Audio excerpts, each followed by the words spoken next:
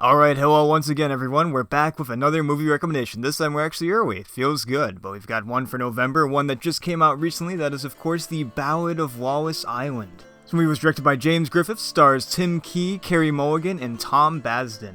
The basic story is that this guy that's kind of made it big and is a little bit rich at the moment decides to reform a band, reform this iconic folk duo that was really big back in the day, but has sort of gone their own separate ways. One of them is kind of just retired and does their own thing, while the other one is still in the industry. Now the twist is they don't exactly know this is happening, they sort of just assume, the musician guy just sort of assumes that they just want a concert for him.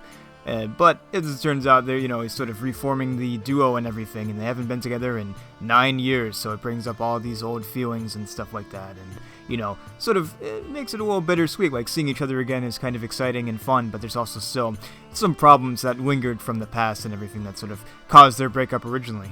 There's a lot of great jokes and some fun moments and everything, but it's also very heartfelt too. It has this sort of interesting arc that, Tom Basden's character goes down. He's definitely the main character, as his journey is sort of about this learning lesson and everything, but I gotta say that Tim Key definitely steals the show, that he's quite humorous, but also, once again, heartfelt too, just like the movie itself. It's got some great music as well. I really love the original tracks that they made for this movie.